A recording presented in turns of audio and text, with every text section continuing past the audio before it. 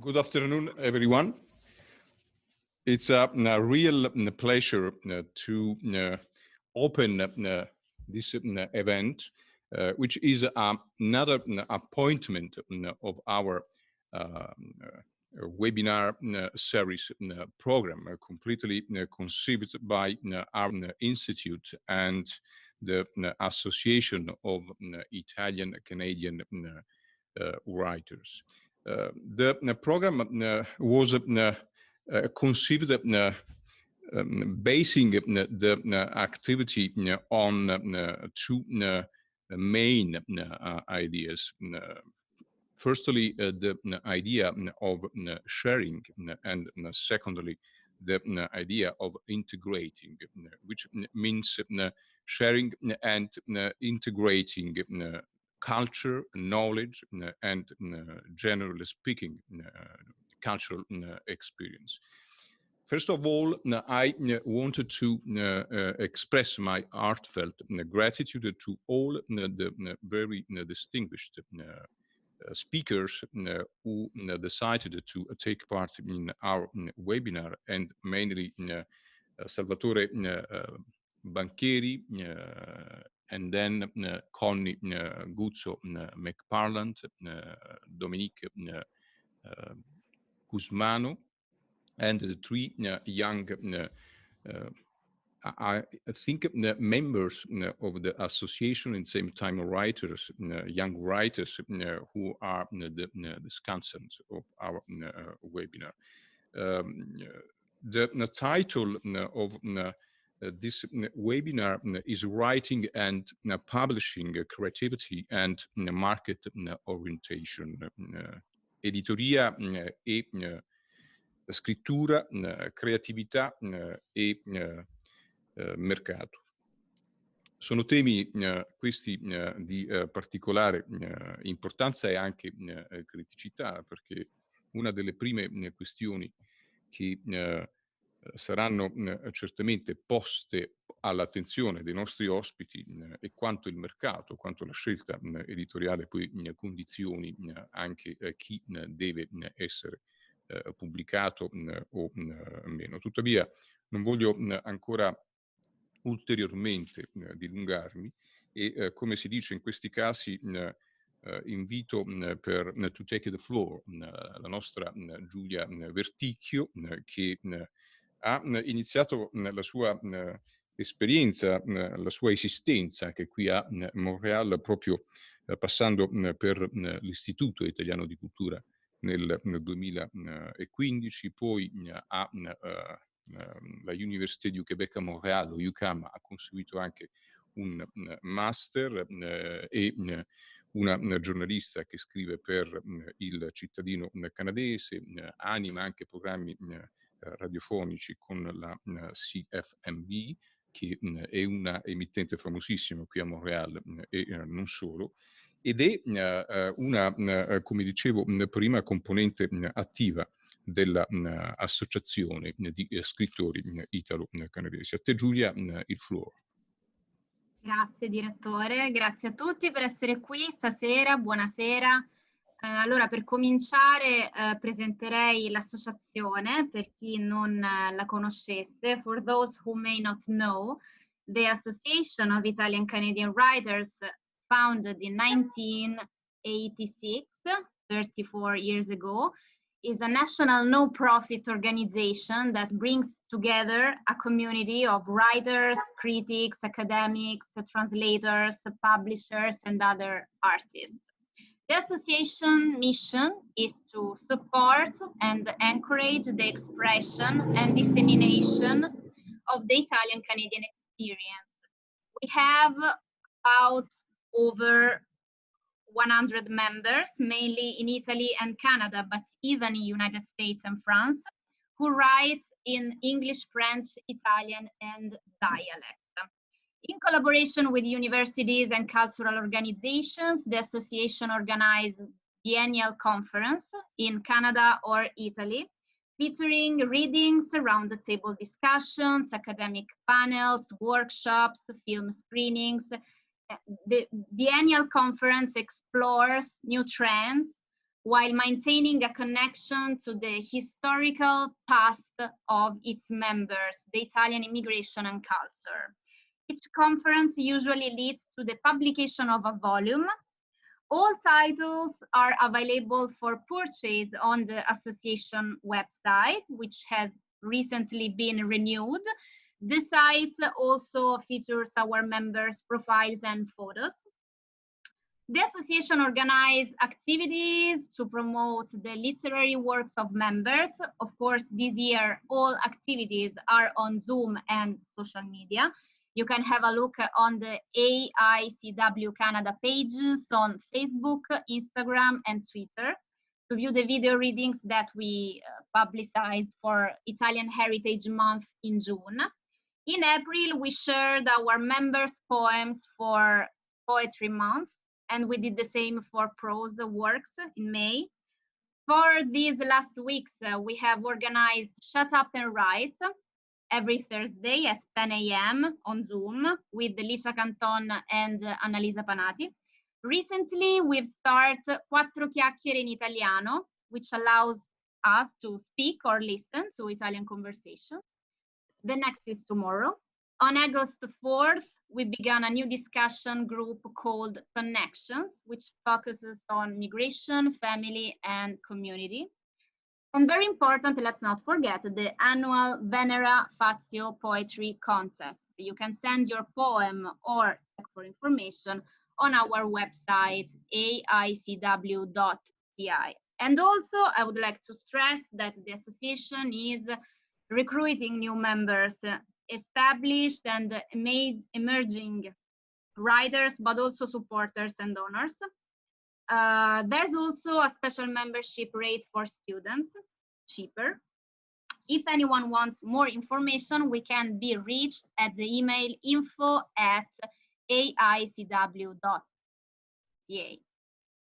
Okay, now let's just introduce the moderators. We have Gianluca Agostinelli and Annalisa Panati. Gianluca Agostinelli, let's say it in Italian, è professore di inglese e comunicazione presso il Niagara College Canada, docente presso il Consiglio Scolastico del Distretto Cattolico del Niagara ed istruttore e consulente pratico presso la Brock University, dove sta completando un dottorato di ricerca in studi educativi. Ha pubblicato racconti, poesie, saggi personali e articoli accademici. Annalisa Panati è matematica e scrittrice italiana, lavora come ricercatrice al Centro di Fisica Teorica di Marsiglia e insegna matematica all'Università di Toulon, collabora regolarmente con l'Università di McGill e ha trascorso diversi anni qui a Montréal come professoressa invitata. In ambito letterario ha pubblicato La venditrice di sogni, che ha vinto il premio Valerio Gentile 2009, e Storie di donne e di pianura, e il testo teatrale Vita e sogni di Mr. Pauli, un'opera poi messa in scena dall'Associazione Teatro e Scienza di Torino. Quindi lascio la parola a Gianluca. Perfetto, grazie. Buonasera, good evening to everybody. Before I begin by introducing our panelists this evening, I just want to remind everybody that you can forward any questions that you have to Giulia via Zoom or Facebook. She will be monitoring those platforms. So like I said, if you do have any questions or inquiries that can be addressed towards the end of our webinar, please feel free to voice those in those platforms.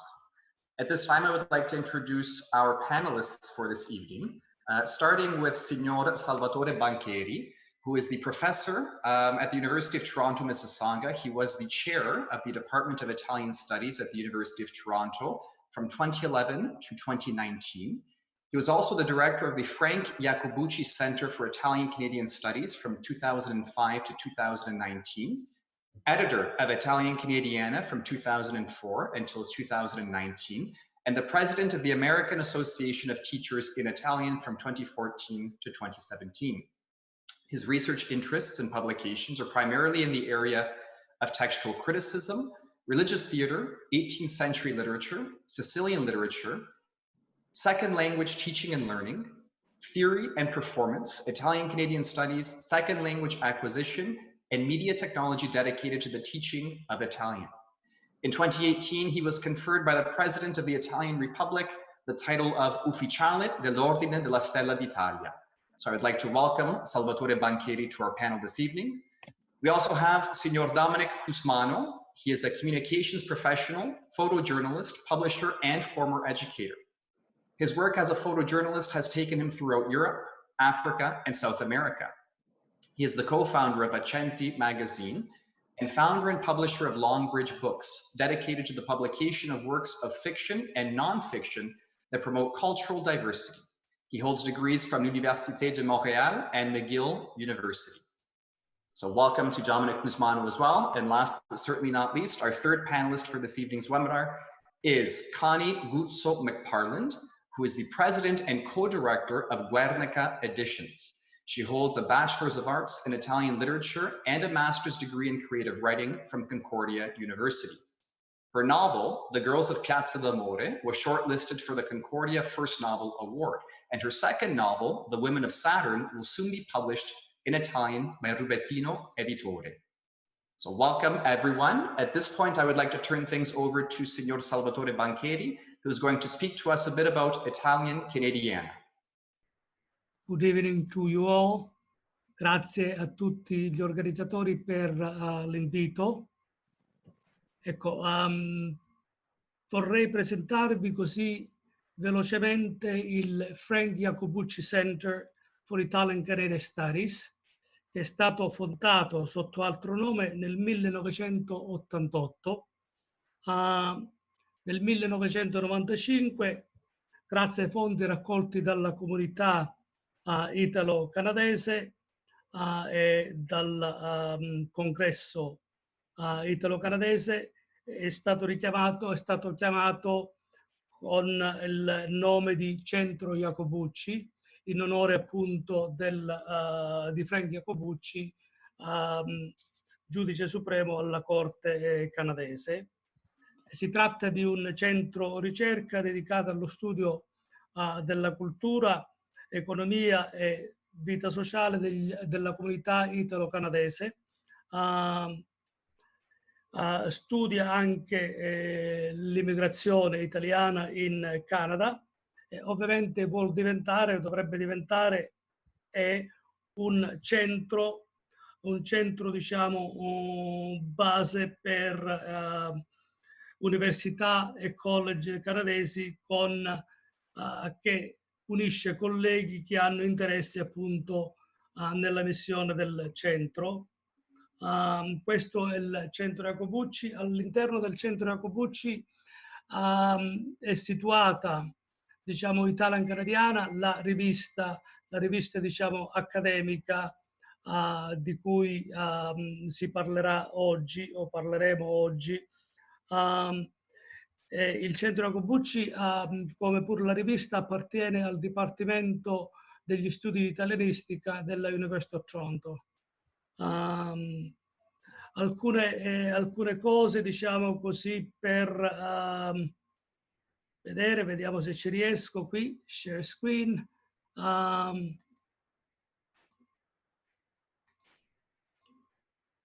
Non so se riuscite a vedere, spero che riusciate a vedere alcune informazioni qui sul centro Jacobucci che ho già detto. Abbiamo qui l'editorial board, dove abbiamo alcuni degli esperti in studi italo-canadesi appartenenti tutti a università. Dopo un elenco, qui nella pagina web, un elenco di tutti gli autori che hanno pubblicato fino adesso, quindi a tutte le persone che si interessano, diciamo, sull'argomento. Siamo arrivati al fascicolo appunto numero 35 che sta per uscire. Qui alcune pubblicazioni, soltanto alcune dell'extra. Abbiamo qui Italian Canadiana che al suo 35esimo fascicolo, ma anche altri volumi. Ne abbiamo una decina, anche se solo qui ne abbiamo rappresentati soltanto 5 e 6. Ecco, ultimamente uscirà Patterns or Nostro in Italian Canadian Narratives, in cui vedete qui l'elenco delle persone che contribuiranno.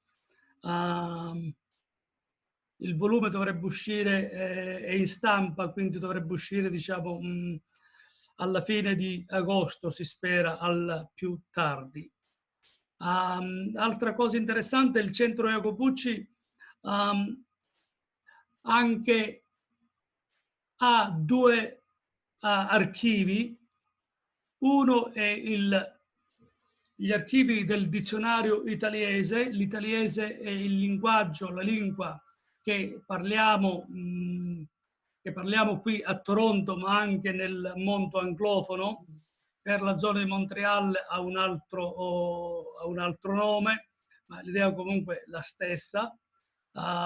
Uno si può fare il login, ecco qui, si può iscrivere, qui può cercare, diciamo, delle parole, diciamo, da fare. Se uno vuole sapere cos'è la parola club, ecco, club, club, circolo. Oggi c'è la festa da ballo al club e così via.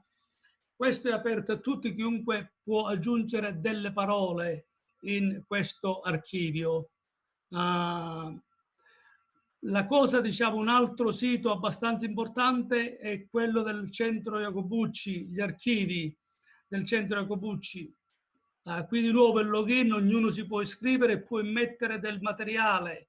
Quindi se avete del materiale che riguarda, diciamo, la storia della comunità, oppure, diciamo, i vostri scritti, visto che ovviamente siete scrittori, tra virgolette, italo-canadesi, potete metterli qui ed è molto semplice metterli. Faccio qui una ricerca così, visto che abbiamo qui Guzzo, non ho fatto prima, speriamo che spunti qualcosa su Guzzo. Sicuramente spunterà poco, purtroppo, a Gary Guzzo, quindi abbiamo poco, ma ad esempio Canton.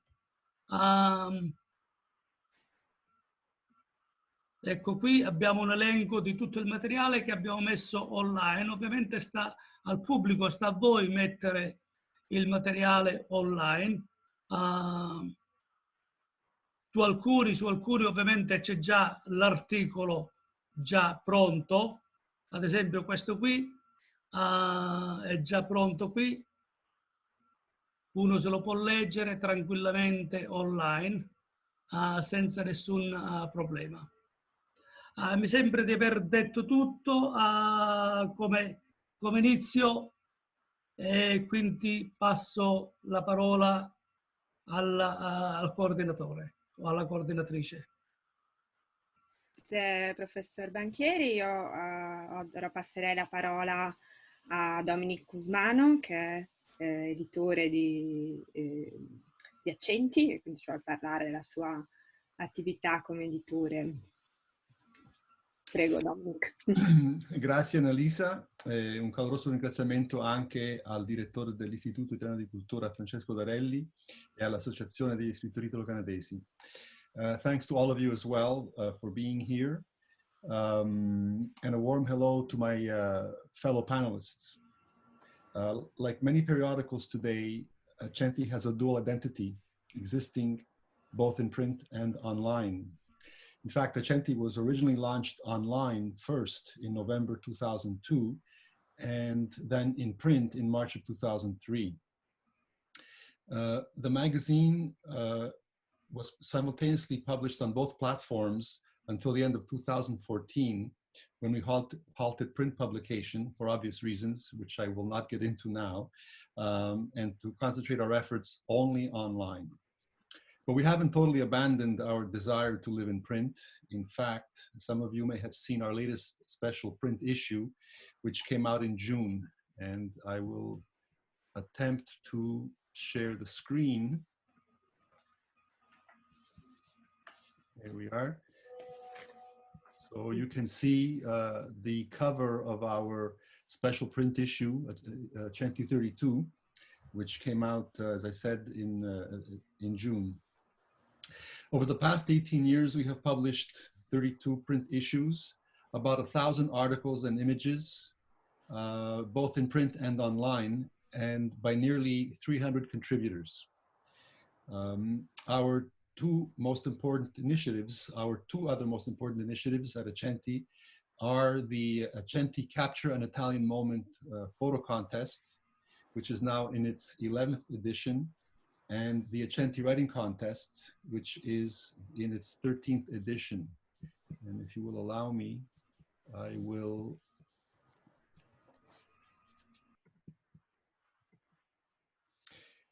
and each contest offers a $1,000 grand prize, as well as runner-up prizes of $100. The deadline for both contests is February 1st, 2021. So if anybody out there is interested in participating in either of these contests, you are welcome. You can go online at www.accenti.ca. You can see the address right behind me. The contests are open to experienced as well as emerging writers and photographers, and past winners have included both people with experience, people with little experience. And in fact, that's one of the big satisfactions personally for me, but also for all of us at Accenti, is that often we discover new talents, and we are very, very happy when that happens, when there's somebody who emerges out of nowhere to win the contest, either contest or sometimes both contests. We are in the process of launching a third contest, a poetry contest. I'm not going to say more about it for now, but look for information coming soon. As a matter of fact, to know more, you might be interested in registering for our newsletter, which we publish bi-monthly. The Accenti newsletter with an Italian accent. If you're interested in receiving it, you can again go to accenti.ca and register for the newsletter. Since the beginning of the year, we introduced a paywall at Accenti Online. It's $5 per month or $50 per year, which gives you unlimited access to the entire site. If you're not subscribed, you can still read up to 5 articles per month for free. Right now we have a special offer, and I will share another image, which we have a special offer. If you can get a free subscription to Accenti for 1 year by purchasing a copy of our book, Where Angels Come to Earth, by Vincenzo Pietropaolo and Mark Frutkin. It's a beautiful book on Italian piazzas. Just came out this year by our sister publication company, Longbridge Books. And it's worth it just to get this book. So again, more information at www.accenti.ca. And if you will allow me, I will just share with you before we go the winning image. The Accenti, the winning image at the Accenti photo contest this year was a picture titled Piazza Navona by Giuseppe Cardosi, and it's also featured on our site, and it's also featured in our newsletter. I will end by saying that Accenti considers unsolicited submissions. If you are interested in sending submissions, please again go to www.accenti.ca, click under submissions, and you get all the details. Thank you, and now back to the host. Thank you, Domenic. And now I would invite, can you hear me? Now I would invite Connie Guzzo McParland to talk about her activity as co-president of Guernica Editions. Thank you. Am I on? Hello? Connie, Yes, okay, am I on? I think so. Yeah, I can hear you. Yes. Can everyone hear Yes. Connie? Okay. Yes. Thank you. Thank you to the Italian Cultural Institute and to the Association of Italian Canadian Authors for having invited me in this discussion.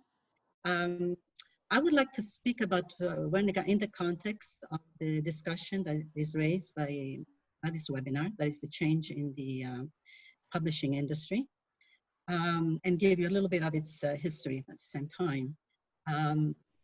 As we know, change is inevitable and we have to embrace it. And the publishing industry is influenced different in society, whether they're political, economical, but mostly technological. It was actually in the 1400s that the invention of the printing press completely changed the publishing industry by being able to print many, thousands of books, and by diffusing these books to the general public, which up to that point, were not read by everybody. So today we are also seeing major changes, especially in the digital revolution,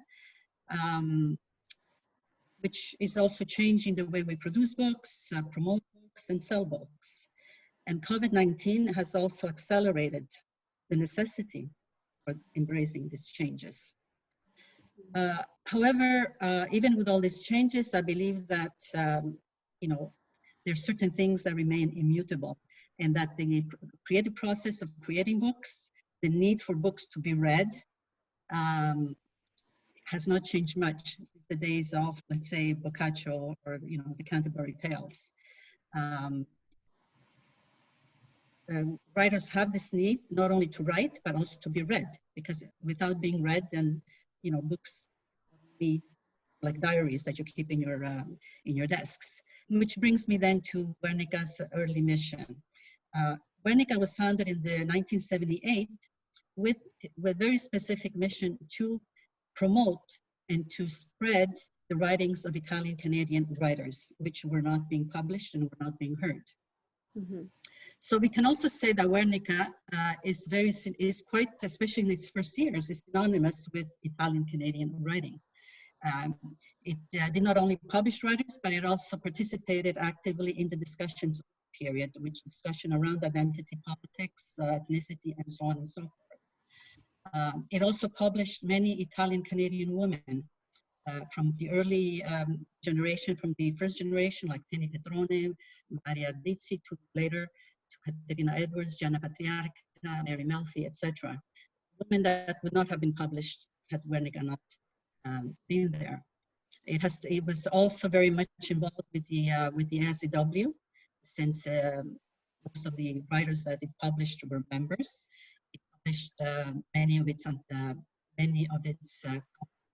proceedings or conferences. It has published all the anthologies of Italian Canadian writings, and it's also it formed quite some interesting connections with Italian American writers at the same time.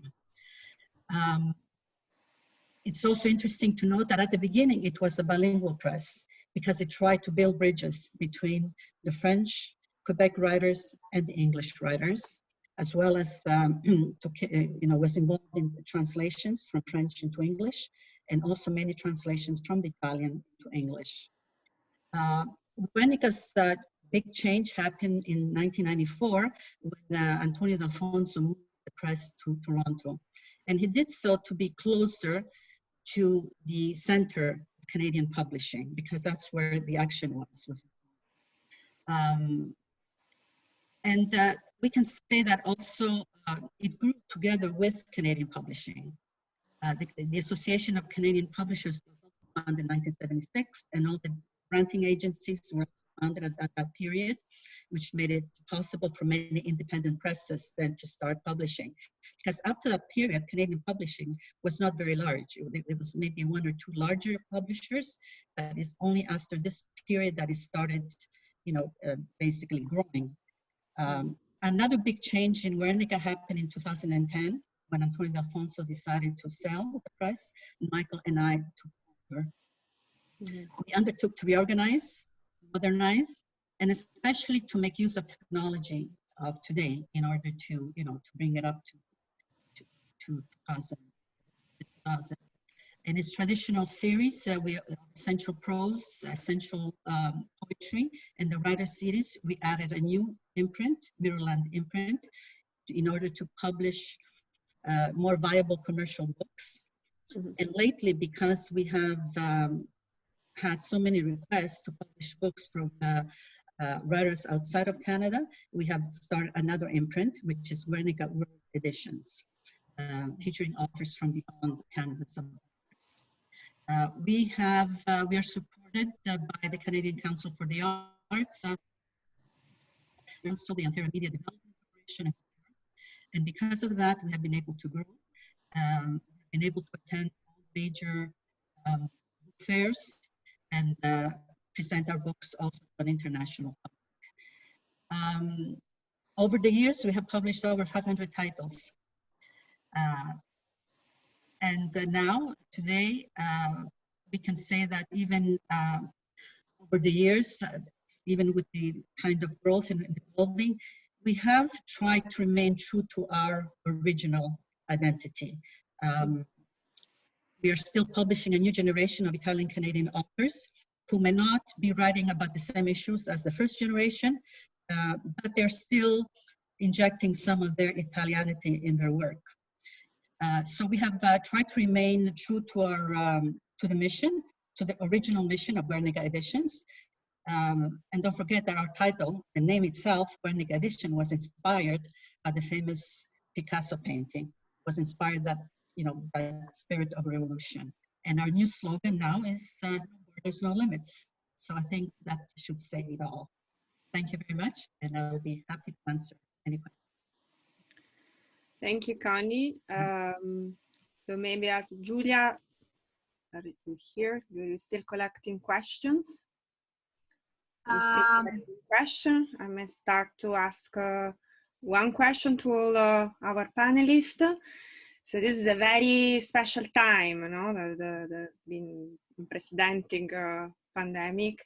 How does this confinement lockdown affected your as a publisher? I'll take that one if you don't mind, and I'll tell you that the pandemic affected us by making our very first print issue in 5 years. The topic became the pandemic. Yeah. As the cover, if you remember. That. Yeah.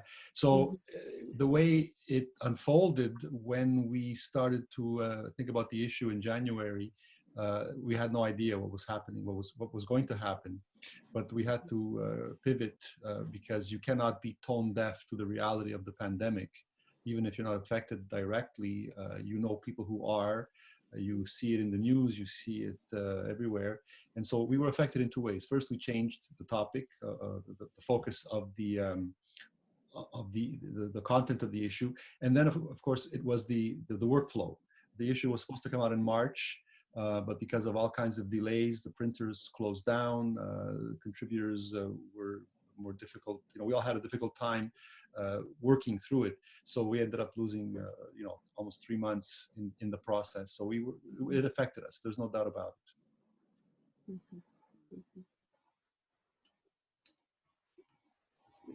Okay, I think we can jump into the next question. Thank you so much, Domenic. Obviously, as we can see, all being on Zoom right now, we are living in a digital age. So the question that I want to pose to the panelists is, how has digital publication affected your activities as a publisher?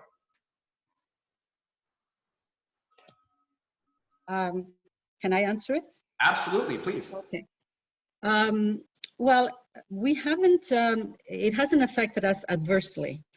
Now, even though there was a period when the digital books did affect the sale of print books, I think 2013, 14 or so, you know, the sales started going down.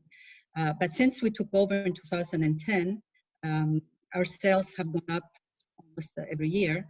So we haven't really felt that down, you know, down in sales as many other publishers.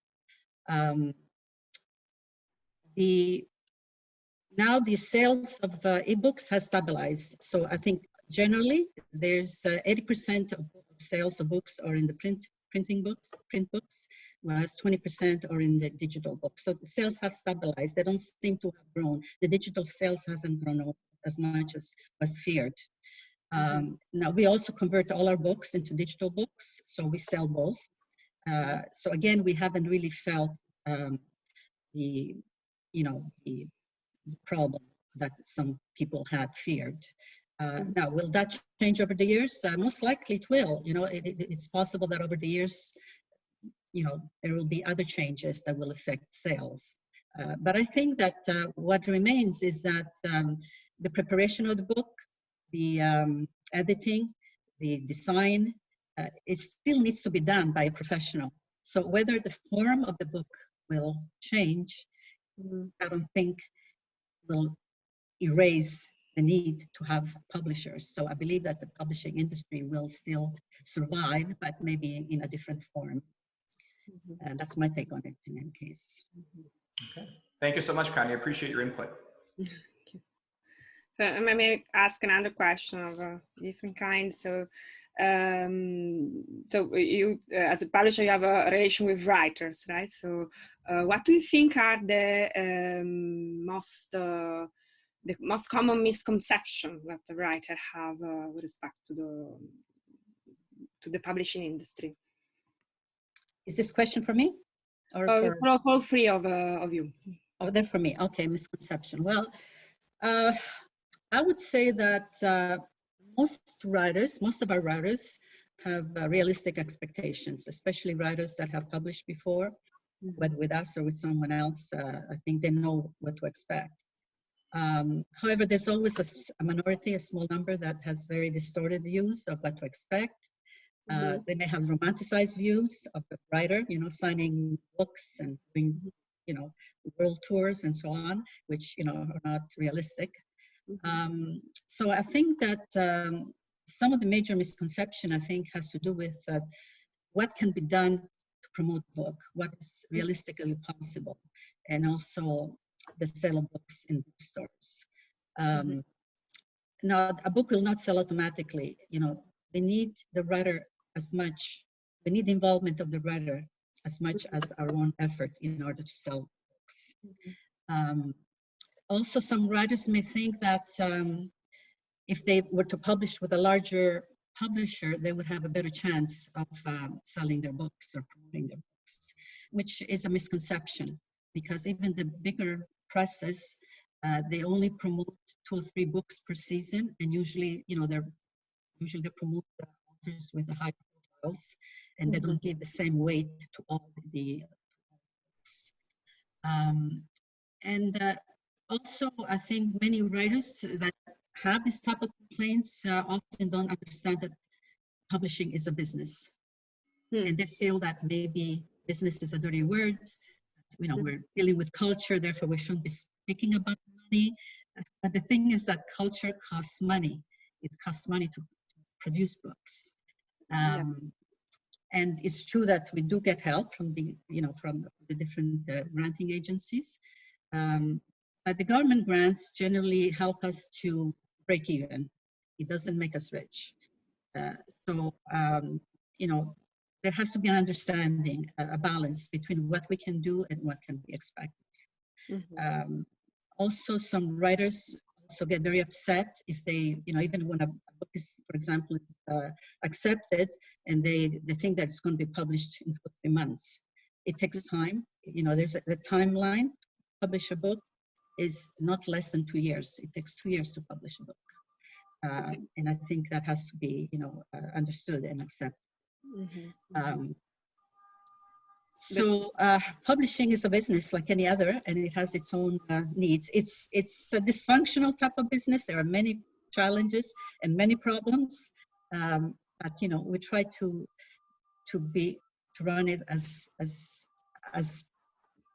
well as possible in order to also help the writer to But may I ask you to expand on something you said, because you say, okay, a writer has to understand and the publishing is a business, and that's hard for a writer to hear, because and I guess that a publisher tries to find a balance between a work of art and something with value and something that sells. Okay, so that's right. I guess. So we like to hear the point of view of a publisher in this workshop. So how do you draw the line? How do you find this balance between something with value and something with. So Well, you said that a little, but I would ask you to expand a little bit on this point, and maybe the other panelists if have something to say. Well, I can say, speaking for myself, obviously book publishing is different from magazine publishing, but I think it's a very subjective thing. Yes, there is an art involved. You have to know how to write, whether it's a book or a magazine. I mean, there are certain constraints. But I think a lot of it is personal, in the sense that if something that I read, that I evaluate for publication, touches me or moves me, comes within certain parameters, then you know, it has a better chance of being published, in addition to being something well written. You know, so I think that the subjectivity of it is an important factor in choosing what you know, what gets published and what doesn't. And unfortunately, that's how it is.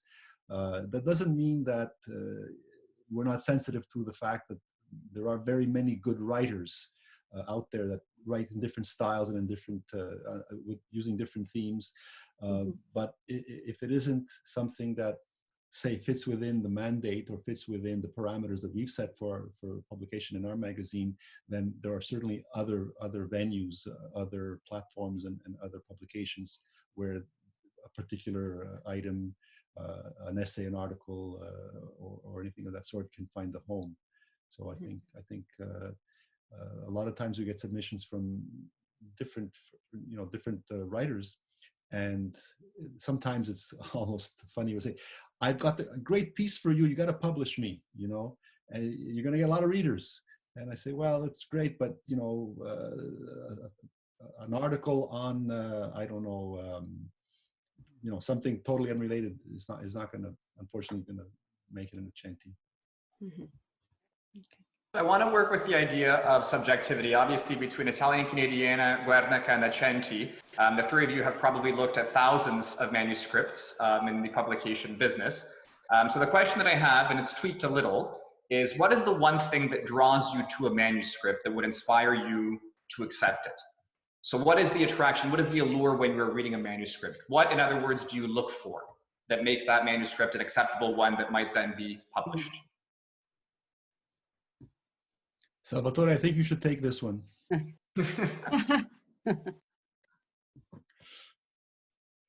You got it? Professore, you have to turn on your microphone there. Perfetto. Well, first of all, Italian Canadiana does not publish creative writing per se, even though that in the past we have published a few issues which are the proceeding conferences by the Association of Italian Canadian Writers. When I started a long time ago, I also made a point of including at least one creative work by an author. So the space that we have for creative writing is very limited. And in that case, when we publish something that has to do with creative writing, I do ask, you know,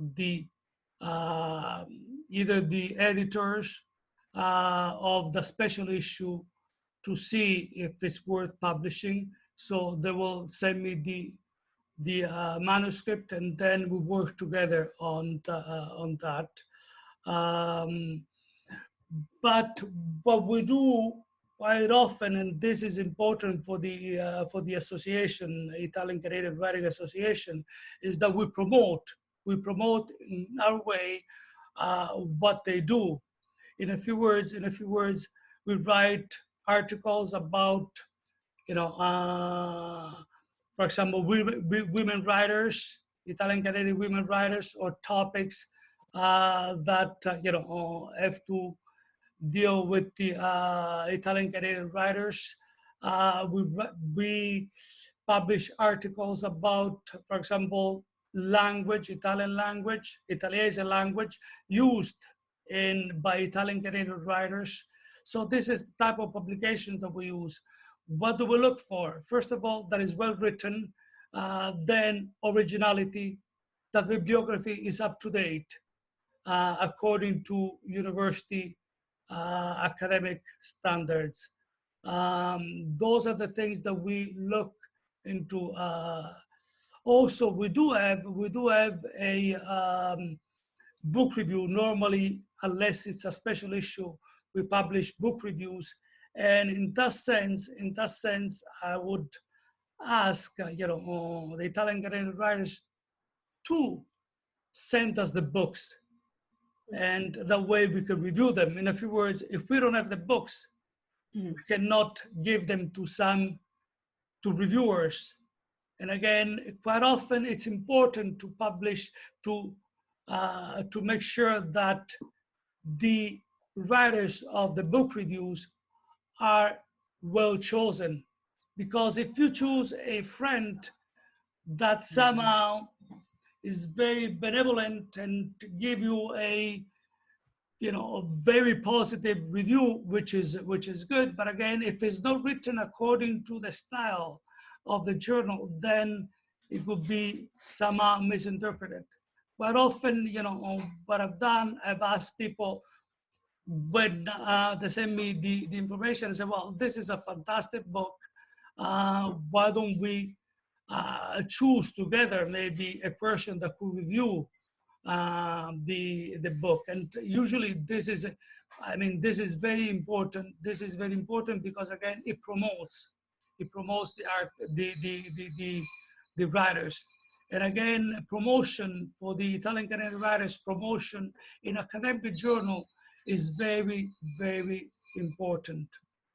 Because again, unfortunately, academic looks quite often at academic journals, and they don't care if the author has published, for example, in other venues. Academic journals is what counts. And unfortunately, we were talking about digitization before, digital journals.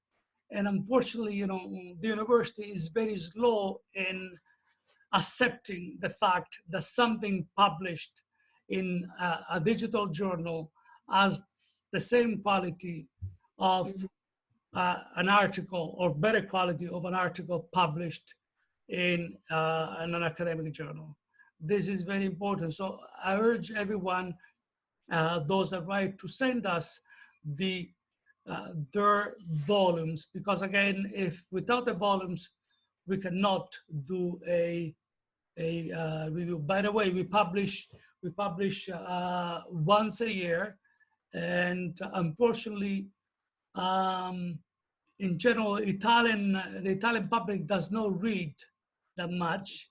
And it is the same, I must say, that is the same with Italian Canadian public. They don't read that much, and they tend not to subscribe to academic journals. Maybe Accenti has a better pool of subscribers because again, it's a different type. But again, unfortunately, that is the reality. Okay, grazie professore. Annalisa, to you. So one question many people ask is, how long does it take to get published, to get accepted or rejected in a review? Well, for us, I mean, we publish one issue per year. So it could be, and normally there's not a big time to wait. Once it's been approved, normally we published immediately within the year. And actually, we already in issue 35, 2021. So we are, which is being published. So we are ahead of schedule in that sense. The next issue will be 2022, which probably will come at the beginning of 2022.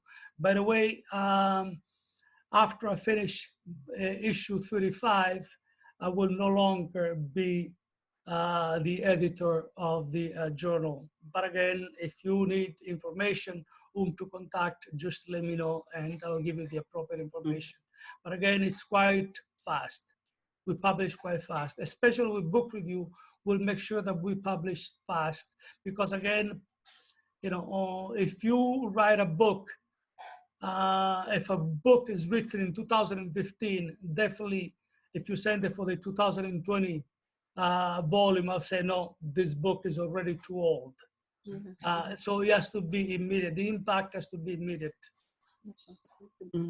I think, Annalisa, there's a distinction to be made between publishing in a magazine and publishing in a book and publishing online and publishing in print. So I think Connie answered the question when it comes to, in the case of Guernica, that it takes with about 2 years. In our case, obviously, when you're posting online, we could post every minute if we had the content, or we could post every week or every month or every year. What we do is we adhere to a particular schedule. We post every month. We post between 2 and 4 articles every month. And we publish our newsletter 6 times a year with the articles we've posted, referring readers to the articles if they didn't go to the site already. So I think, you know, there's this distinction to be made in terms of, I mean, in some ways, digital online publishing is all consuming because you could be at it constantly doing just that. So you have to set a parameter and say, okay, we're going to post 2 or 3 or 4 articles a week, a month, and that becomes your schedule. Otherwise, it becomes unwieldy. And the reason why it takes us so long, it's not so much that it takes long to print a book. It's very easy. It's very fast to print a book. But it's that the industry itself demands this. For example, we need to send our sales sheets, our promotional material to our sales agent a year before we put out the book, because that's the timeline that they need in order to try to sell and promote. And so when we, you know, working backwards, you know, we need to put the book together before then we present it to the sales agents, so that, you know, it's hard to do it in less than time than 2 years, in order to prepare the book properly and then to have it, you know, presented to the sales agents so that they can in turn then present it to libraries, to bookstores. It takes that time in order to do that. Thank you. If I may interject regarding digital publication, I forgot to mention that the Jacobucci Center, the archives, the one that I showed you before, has all the articles published in Italian Canadiana. You can download them up to a certain point, of course, up, I believe, to volume 30 or 31. So we are a few issues back, you know, that way maybe people will get an incentive and buy the volume while it's published. But again, you can find all the articles published in Italian Canadiana and many more. I think it's about 5,000 pieces of work online in the archives. And also it's good for research. Thank you. So I think we have some questions from the public. Giulia, do you want to read them or should I? Sì, abbiamo una domanda dall'audience. In parte avete già risposto rispondendo a queste domande, però se magari diciamo precisiamo il tiro si può aggiungere qualcosa. Abbiamo delle domande dal signor Carmelo Militano che dice: My question is, what are some of the ways or best ways for a writer to get involved in promoting his book? And I'm curious, what is a financial return of a writer? I find that ratio of my work versus my return is low. The question of the questions.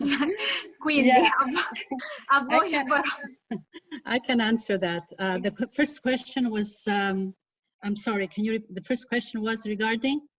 The best ways for writers to get involved. Yes, writer's involvement is very, very important in the promotion of a book.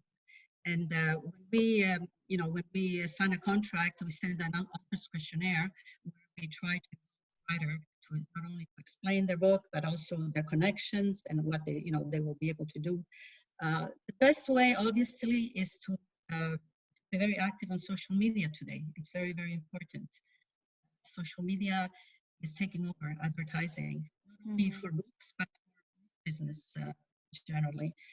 So writers beforehand, if they, attend conferences, make connections with, writers and other connections.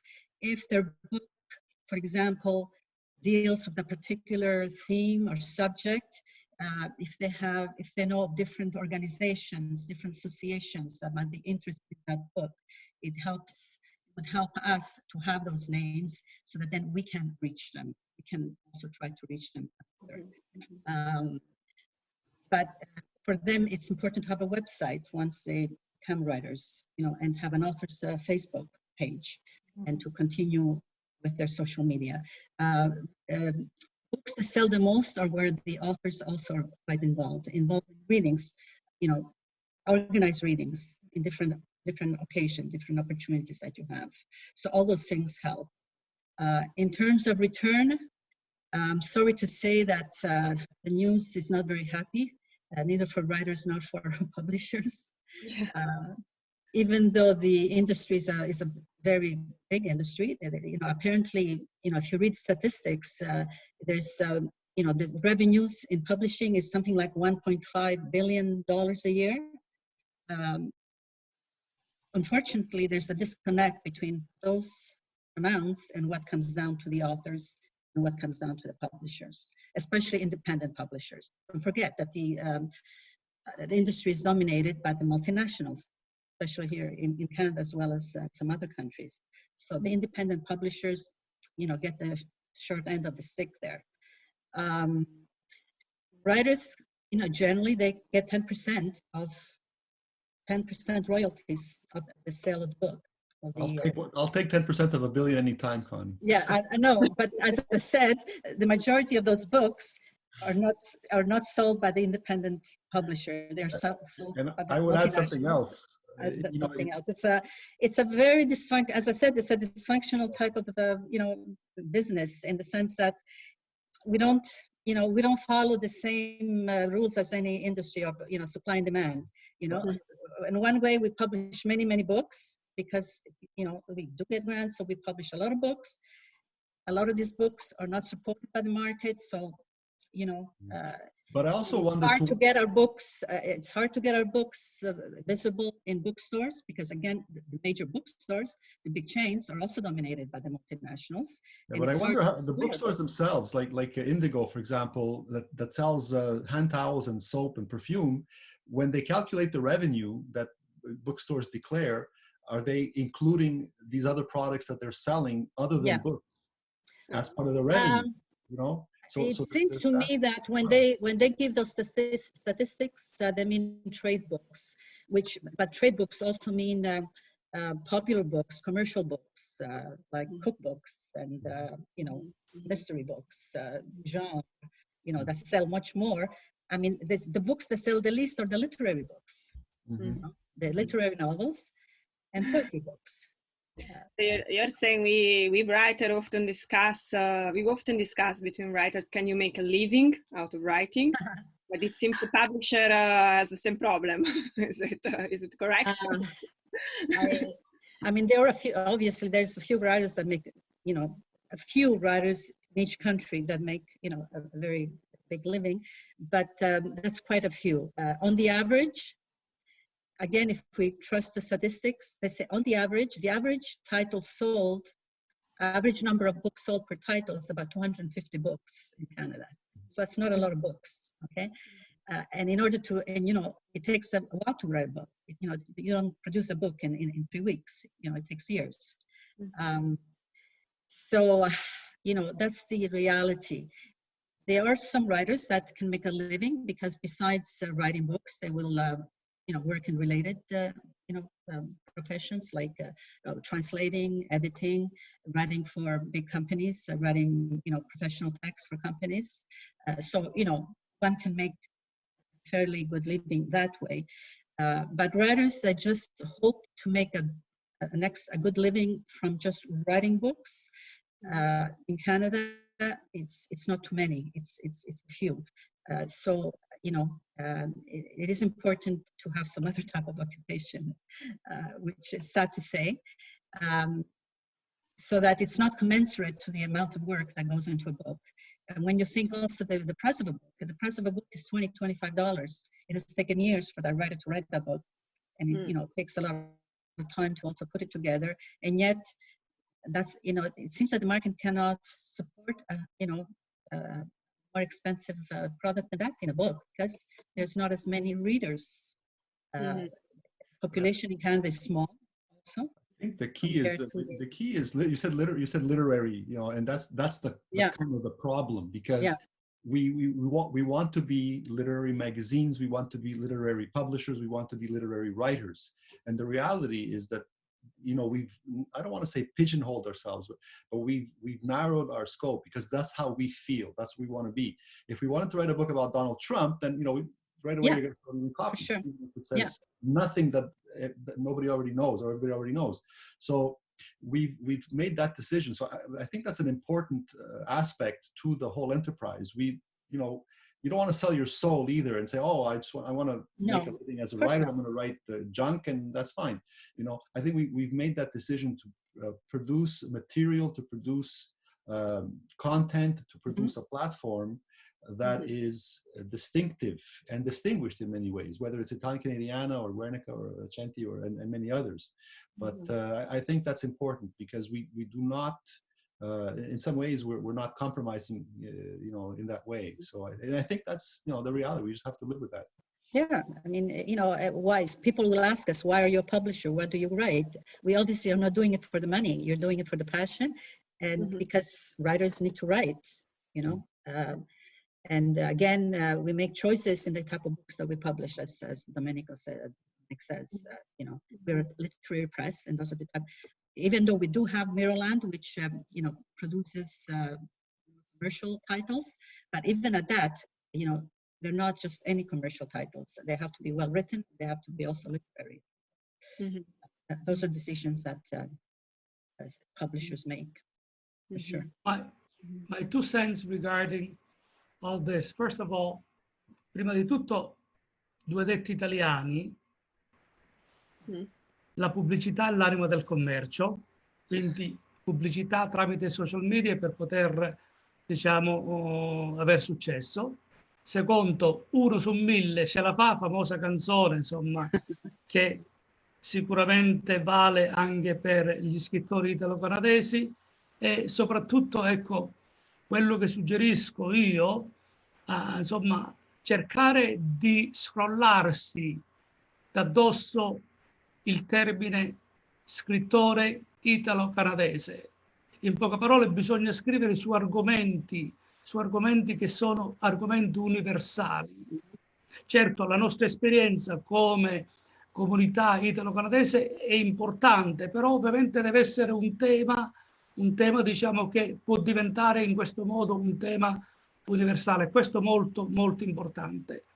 Terzo, diciamo, elemento che io suggerisco, ovviamente anche, diciamo, di avere una certa umiltà anche quando si raggiunge il successo.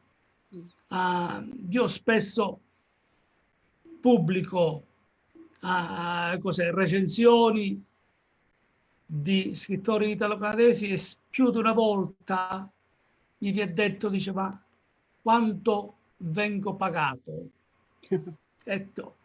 Mentre il punto che vorrei fare, in effetti, che no, siamo una rivista come Canadiana, fa un favore pubblicizzando quello che ha scritto uno scrittore italo-canadese, diciamo, facendo una recensione oppure pubblicando un articolo su di loro. Come pubblicità. Posso aggiungere qualcosa su quello che... Sì, allora vorrei aggiungere, come Salvatore dice, di scrivere altri temi. Io dico che io direi agli scrittori di scrivere quello che è importante per loro, non importa il tema, perché il tema, tutti i temi sono stati scritti già, c'è un tema che non è stato scritto. Allora, scrivere quello che è importante e poi l'importante è che sia ben scritto e che se scrive qualcosa che è già stato scritto, di scriverlo con una voce nuova, un new approach, okay? Ma riguardo dei italo-canadesi o non italo-canadesi, io direi anche agli scrittori di andare oltre la comunità, non chiudersi soltanto nella comunità, perché la comunità è molto piccola e come ha già detto, la comunità italiana non legge molto, allora non sopporta, insomma, non è abbastanza per poter sopportare, insomma, i nostri scrittori. Bisogna uscire dalla comunità, farsi altri contatti, diciamo, join writers groups, join, attend literary events. These are all important in getting your voice out there. And then if you want to write about it being Italian-Canadian, write about being Italian-Canadian. There's nothing wrong with that. If that's what's important to you, that's what you should write. But write in a way that other people want to read about it. And therefore, quality of writing and with universal theme, because you can be universal and still be specific in whatever you write. Io credo che questo risponda alla domanda, vedo una domanda di Francesca. Sì, di Francesca lo dico, e effettivamente lei... Risponde, però forse dice anche una cosa un po' diversa, Francesca lo dico, quindi forse la vuoi leggere, Giulia? Beh, in parte diciamo casca proprio qui, in parte è già stato risposto, ma Francesca pone la questione appunto all'interno dell'esperienza italo-canadese, se ci sono degli angoli, degli argomenti, degli aspetti che nella nostra italo-canadese letteratura non sono ancora stati affrontati, coperti. In other words, as editors and publishers, what kinds of stories are you looking for right now, or are you hoping to publish in the near future? I'd like to address that question if I may. I can tell you what I am not looking for. I am not looking for stories on immigration. I'm not looking for stories on the return journey. I'm not looking for stories on the hardship of being an Italian immigrant. Those have been done and redone and overdone. What I'm looking for in the articles that I like to publish in our platform are articles that are current for today. Stories about adapting to the reality, second, third, fourth generation, the reality of today, the reality, for example, the LGBTQ reality, the reality of how the second, third, fourth generation identifies as Italian, and this has been done in some ways, but it's always interesting to read how we feel we are Italian in Canada and North America, but we are not when we go to Italy. We've morphed into something else, and I think that whole experience of being Italian Canadian is sometimes not clearly defined, and I think it needs to be explored. There's also the question of I hate to say this, but there's an issue with Italians being very, very conservative. I want to see a more open-mindedness, coming out of being Italian and Italian Canadian. Sometimes we become complacent. We have the home in the suburbs. We have the 3 cars in the driveway. We've forgotten, in fact, our roots, where we came from, and we are often, and I say we, the broad sense, we are often intolerant of those who are coming up, the newer immigrants. And I want to see writing that addresses those issues, that comes to terms, that juxtaposes the complacency on the one hand with the origins, on the other. So, I mean, again, as I said before at the very top of this presentation, it's very subjective. What gets published is often very, very subjective. And as someone who is sensitive to these issues that are, I think, important, I'm very keen. I'm very, very. That's what I'm looking for. Those are the kinds of stories that I like to read and I like to put forth. As far as I'm concerned, I would love to publish stories of immigration. Again, if presented, Domenic, if presented in a nice perspective. In a few words, at least in the field of historical immigration, there's quite a bit to be written still. But again, the future ahead is a future of migration issues, because migration issues are global issues. And again, it is important that, you know, we now connect with global issues that, you know, that could be experience, also could be, for example, the language, the use of language.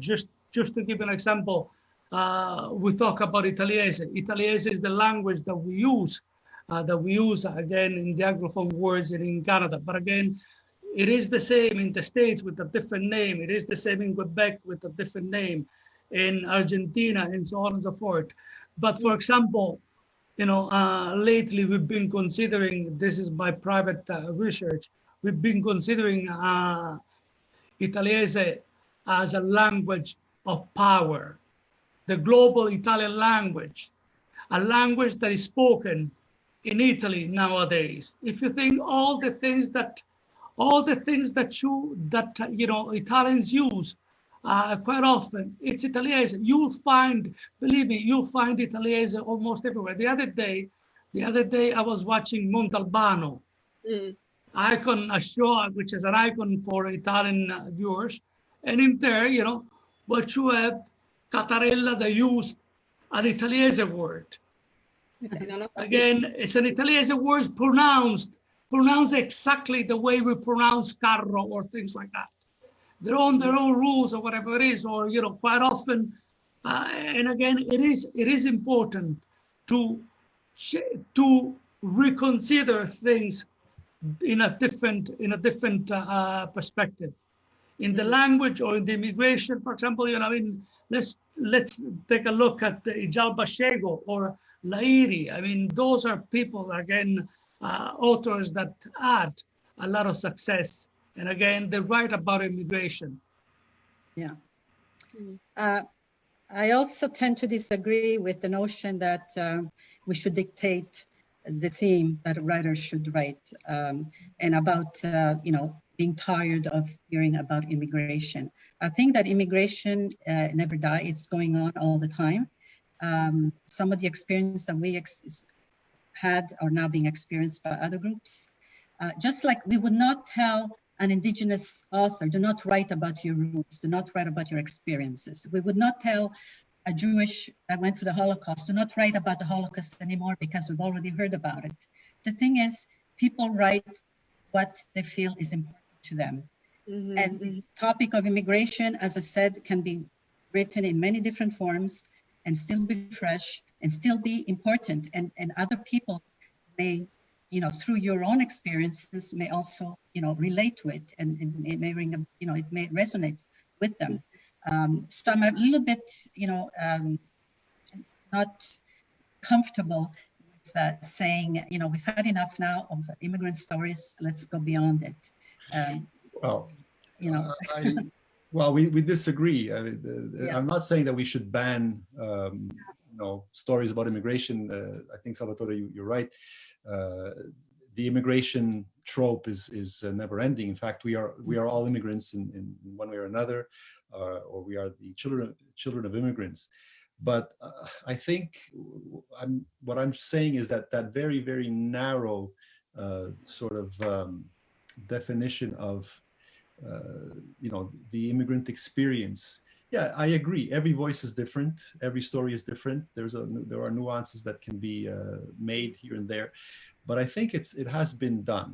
I think it has been done. You know, it's like the old westerns. You know, the western has never died, but you know, for a while, you know, in the 40s and 50s in Hollywood, that's all you saw. Then it kind of died away. Then they came back with the spaghetti westerns. Then they came back with the revised, sort of revisionist westerns. So yeah, there's room for the immigration story with a new twist. But I think it has been done and it has been said, and I want to see more stories about today. I want to see how Italian Canadians of the second, third, and fourth generation are relating to their roots. Now, that may take a coloring of immigration somehow, or it may deal with how the new generations are addressing, like I said before, issues like LGBTQ, issues of intolerance, issues of acceptance, issues of inclusion, relations between grandchildren and grandparents, who, grandparents tend to be very, very close-minded, and children perhaps are gay, or perhaps are, intermarrying. So these, I think, we don't want to be stuck on something forever. We want to also move forward and adapt to the reality of today and in the future. I mean, maybe in 20 years we'll be talking about, who knows, but, and certainly we'll be talking about immigration, no doubt about it. But, what you say, Domenic, seems to me a recurrent theme in people writing about their journey of immigration. So there's the part of a journey, and there's also a part of living in a new land, which is a conflict of different words in your head. No, that's well, yeah. I think you're saying is something people, I think, are writing about. Well, certainly the immigration experience is continuous. There's always new immigrants coming to North America. There are new immigrants going to Italy. There are immigrants going to France. So that first generation, that the experience of that first generation is always similar to the ones who came before, and that theme is universal. But the Italian immigration, actually, it's interesting to see all the new Italian immigrants who have come to Canada the last 5 to 10 years. It's a different kind of immigration than, say, my parents who came here in the 50s. Today's Italian immigrants are educated, they're young, they're dynamic, they're entrepreneurial. Julia, maybe you can weigh in on that a little bit. So they're students, they come here to do their masters or PhDs, then they remain and they get jobs as professors and scholars and so on. So, I mean, there's a whole aspect to explore. I think that, to go back to kind of what we did, 30, 40 years ago, somehow is, I think, repetitive and counterproductive.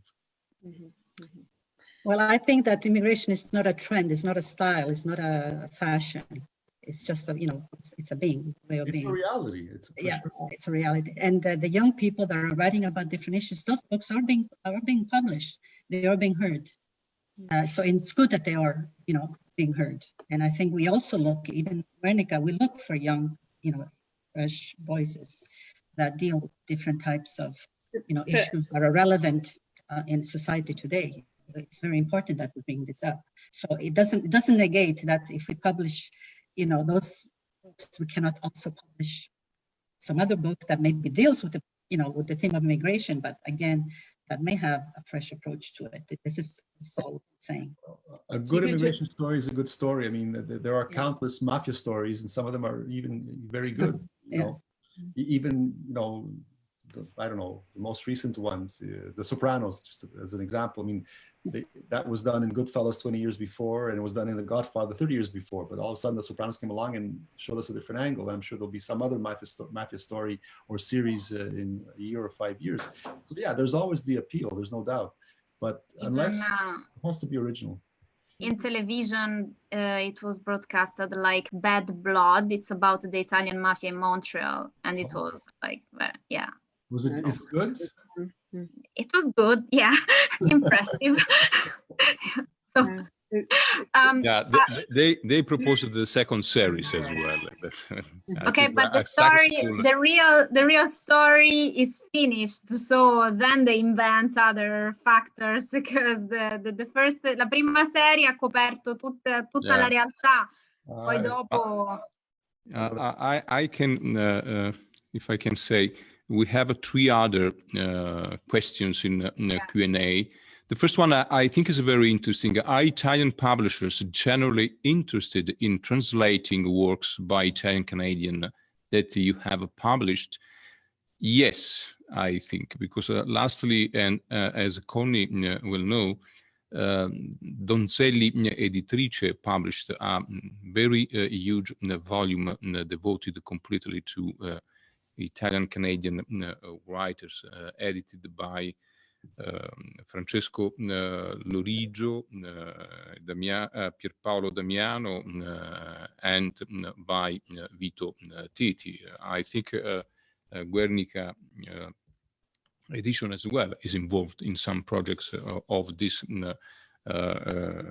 corresponding interest of Italian published in Italian-Canadian writers and vice versa as well.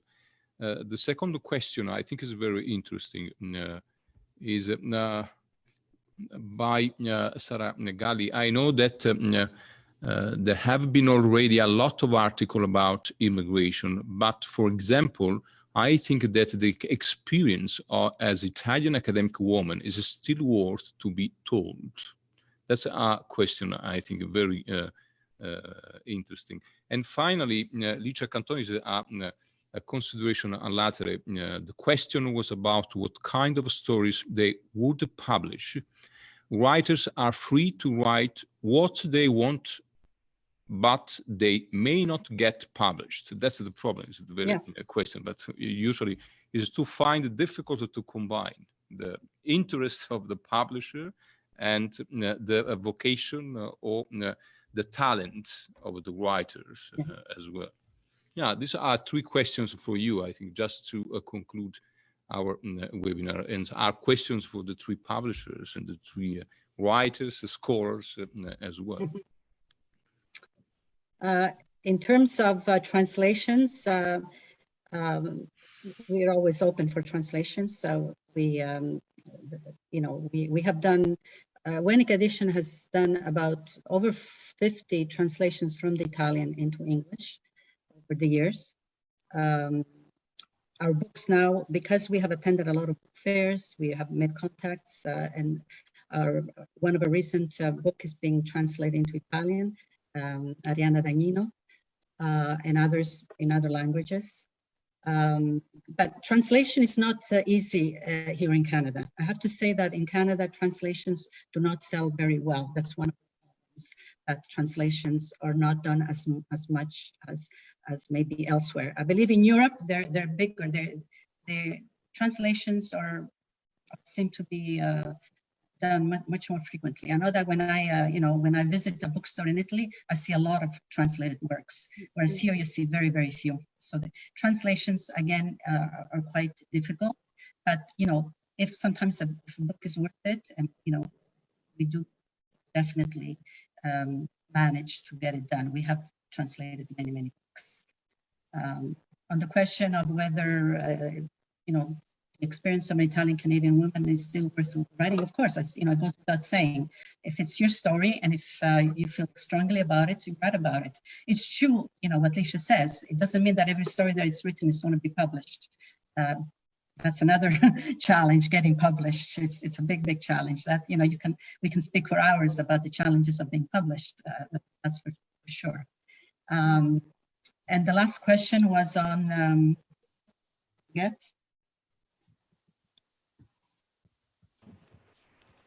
Yeah. What was the last question about? Well, they were really Italian-Canadian women and the academia. Yeah. Sì, era una considerazione sul fatto che ci sarebbe ancora molto da fare, molto da dire per quanto riguarda l'aspetto femminile dell'immigrazione italiana. Sì, senz'altro.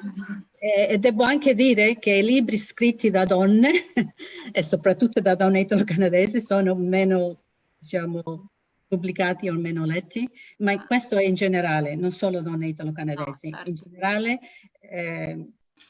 gli scrittori, maschili sono pubblicati molto più spesso che le donne. Questo è un problema un po' generale, credo. E sono anche meno recensionati, sono anche meno, we get less reviews, our books have less visibility. It's a reality, it's a fact that we have to face and deal with it. Per quanto riguarda le donne nell'Accademia, la nostra rivista italo-canadiana ha pubblicato un intero fascicolo parecchi anni fa, devo dire però, e regolarmente pubblica qualcosa sulle donne, quindi ovviamente sempre un aspetto, diciamo, ancora poco sviluppato, che varrebbe la pena sviluppare anche di più. Comunque esistono anche antologie di scrittori italo-canadesi in cui c'è molto al femminile. Sì, sì. Però è un argomento, diciamo, un argomento che va sviluppato. Secondo me, diciamo, ancora la storia, diciamo, la storia degli italo-canadesi, che ingloba, diciamo, tutto, deve essere ancora scritta. In poche parole, abbiamo scritto poco, sono soltanto 20 anni che si pubblica, quindi non è abbastanza. Si dice che dopo me non è stato scritto niente di nuovo. Per venire incontro a Domenic, sì, non bisogna riciclare sempre le stesse cose, chiedersi sempre: ma è possibile, diciamo, cosa aggiungo di nuovo io facendo un libro, un articolo? Ecco, aggiungo qualcosa? Questa è la domanda che bisogna secondo me chiedersi. Per quanto riguarda dopo le traduzioni, in effetti nel prossimo fascicolo sul Nostos, un tema che, insomma, avevo citato Omero, diciamo, cos'è? Ulisse, l'Odissea, diciamo, parla del Nostos, il viaggio di Ulisse, questa Iteca e così via. Diciamo, vi è un articolo proprio di una scrittrice, scusate, di un'accademica italiana, sulla traduzione, sull'esperienza della traduzione, diciamo, di Nino Ricci.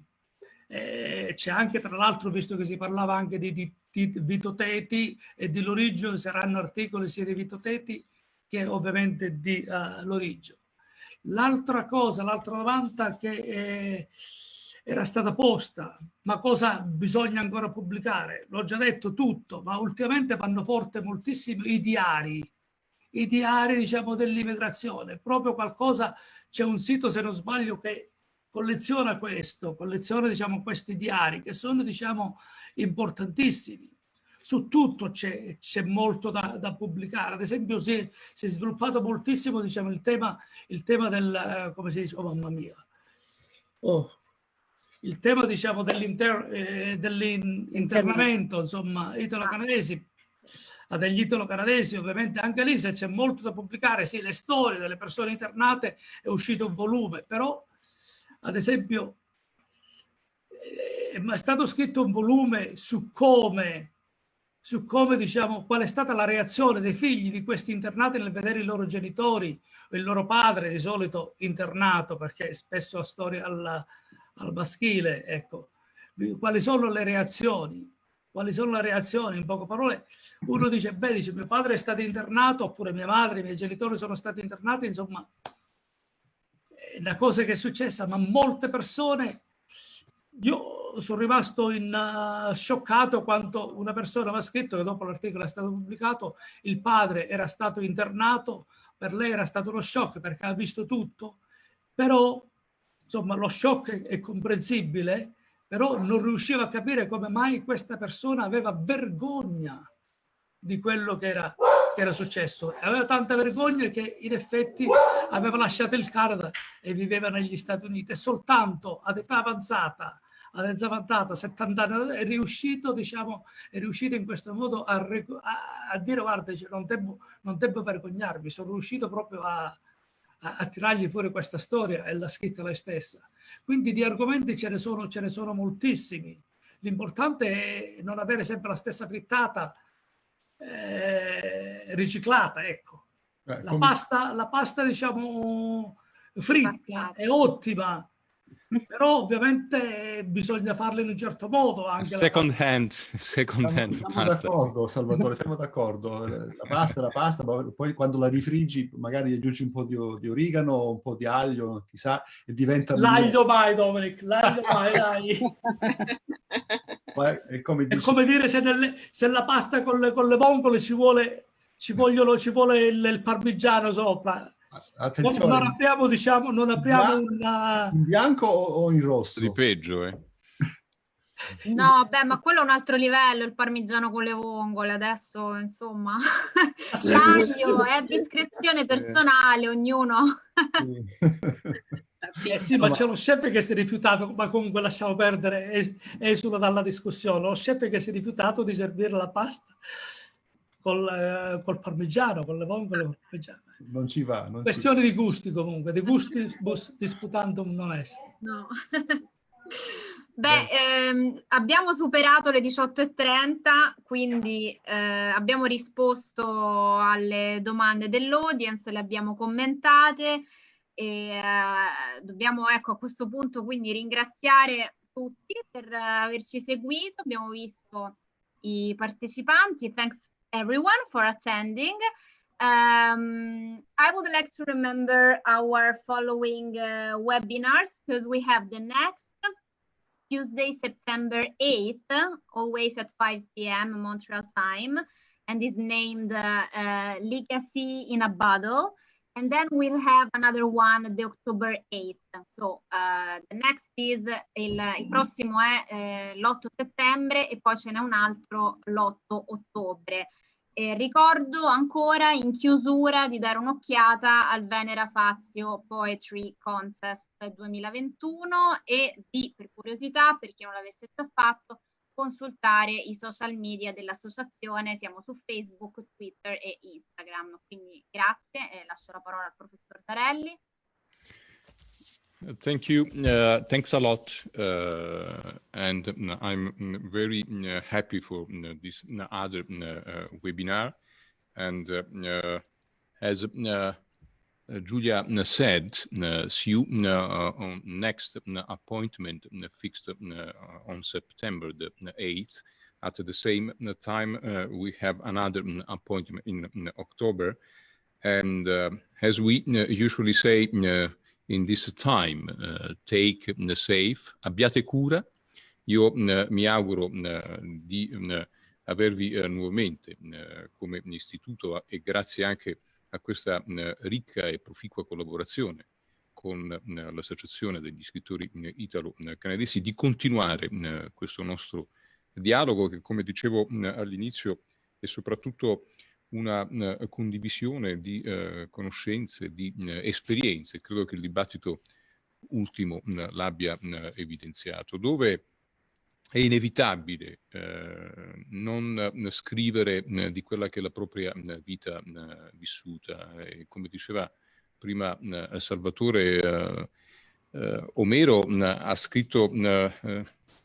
mai lui sia stato l'autore, opere che sono stato lo specchio e il riflesso di fatti che vivevano, viventi all'epoca, quindi anche coloro che hanno viaggiato, coloro che hanno emigrato inevitabilmente riflettono nella loro opera poetica, di narratori, artistica, anche quella che è la gioia e la sofferenza della vita quotidiana.